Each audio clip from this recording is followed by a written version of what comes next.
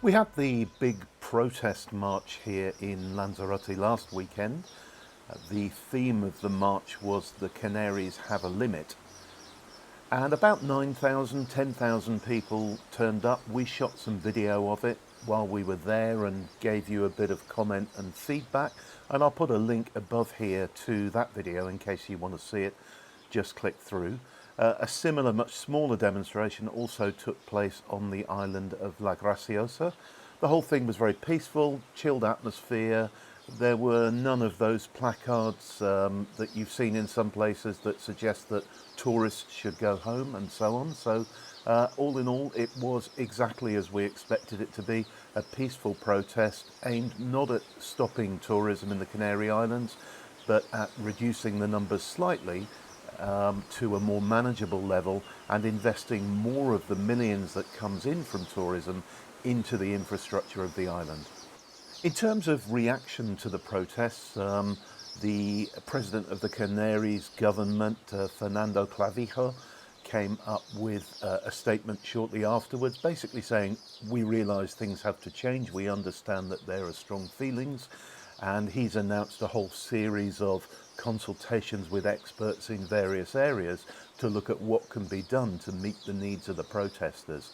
So obviously that process is going to take some time, but we'll keep you posted with these news bulletins and on the Lanzarote information website so that you're always up to date with the next steps and what's going to happen. We're talking about a fairly long-term plan here. This isn't something that's going to be changed overnight.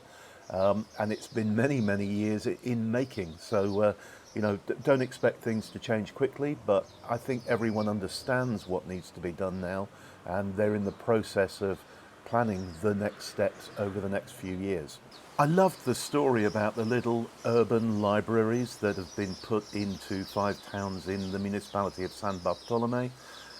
They are basically books, as you can see in the photo, which I'll run on the screen now, giant books that open up, and inside there are shelves full of books, and people can just open the door, take a book that they're interested in, and hopefully leave one that they've finished reading themselves for the next person. I think this is a really nice idea, and I'd like to see this extended, particularly to the resort areas, and perhaps we could have a shelf of English language books and another of German language books and so on in each of them. But it's a lovely idea, and I applaud San Bartolome for doing it and coming up with it. Lanzarote does so well with food and drink that we create on the island. Our wines consistently win awards, and our food products, particularly cheeses, consistently do really well. We had news this week that 3 more gold medals and 1 silver medal have been awarded to Lanzarote wineries for the wine that they make. And we also had news that a cheese called Don Nicolas, which is made by Finca de Uga from cow's milk, has been voted the best cheese in Spain. So look out for those products, look out for wines from all of the local bodegas and the local cheeses, some of which use cow's milk, some use goat's milk, some use lamb's milk, or sheep's milk. And they really, really are very high quality, and they're made by hand. They're not made in factories with machinery. They're made by hand with love. So do enjoy them next time you're on the island. And talking about wines, we have a new wine to the market, Bodegas La Jeria, in association with the salt pans of Janubio, Salinas de Janubio, have created a wine. And the label features a map of Lanzarote from the time before the eruptions, when Janubio was actually a really important port, a busy commercial port for all the salt being produced there to be taken to other islands to preserve fish and so on. And the wine, if you want to look out for it, is called Puerto Real Janubio. That's with a J, so Janubio is how it looks. We had some worrying news. These things do happen here. A 53-year-old British man is critical after falling into a swimming pool at a holiday complex in Puerto del Carmen. He was pulled out of the water by the lifeguard, was given CPR. An ambulance turned up, and at the time he was in cardio respiratory arrest. They managed to bring him back effectively and get him to hospital, but he is still in critical condition in hospital. It's not entirely clear whether he fell into the pool because he was having a heart attack or whether he had a heart attack because he fell into the pool. But we've got our fingers and everything else crossed for him, and we hope that he makes a good recovery. If you're enjoying these weekly news bulletins from me, from Mike, Lanzarote Information, please subscribe to our channel, hit the subscribe button. You can also click the bell, which means you'll be notified every time we release a new video. We'd be really grateful. And just a reminder again to leave a comment.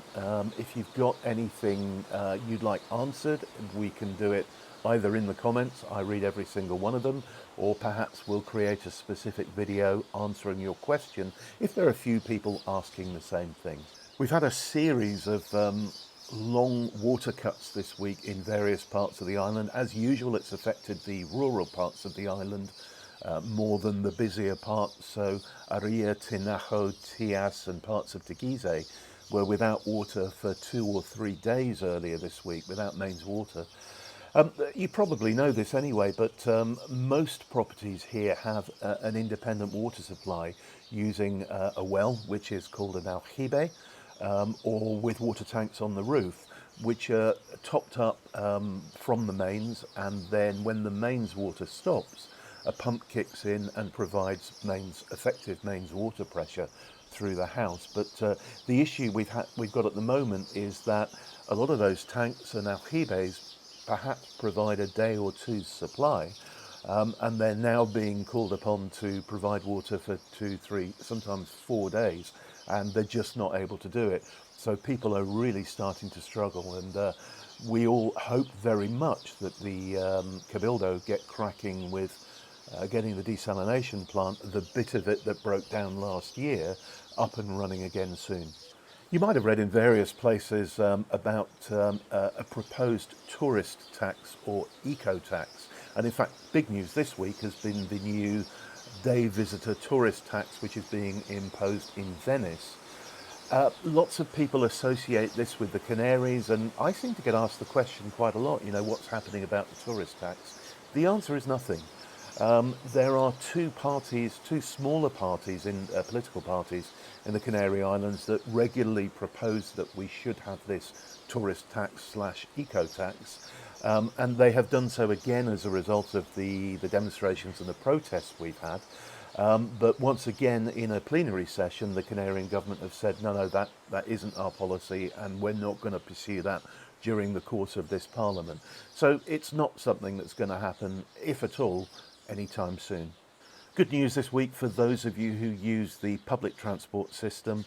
You may be aware that there was a strike threatened by the bus drivers of the intercity bus service here in Lanzarote. It always makes me chuckle that it's called intercity bus, but of course we only have one city on the island. But it's the main bus company that runs all the routes between all the different towns of the island. They were planning to strike from, I believe, from memory, the 7th of May, but they've now reached an agreement and they won't be striking. So the bus service should continue as it does.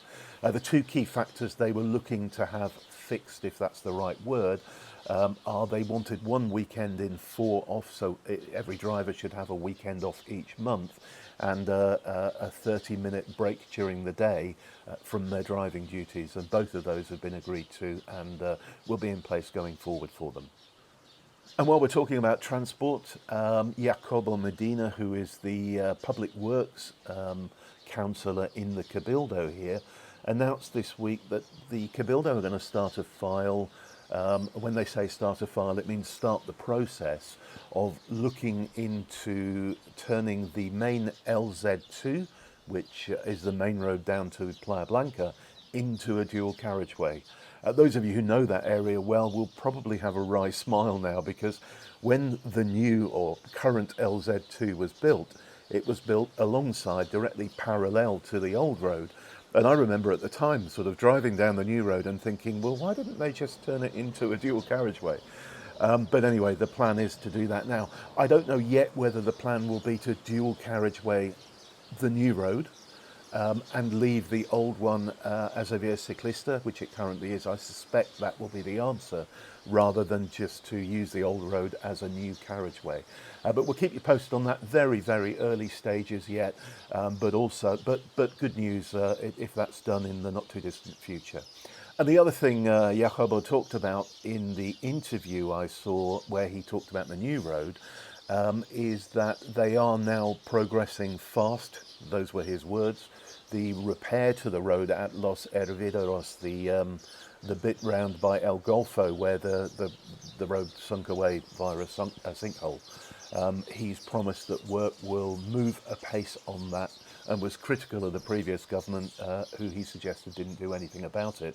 So fingers crossed again that is dealt with relatively quickly, because that is not only a wonderful driving route, that sort of circuit around to El Golfo, it's also the most fabulous route to cycle around, because the tarmac is smooth, the views are epic, and it's a really interesting place to visit. Thanks once again for watching, and bye for now from Lanzarote.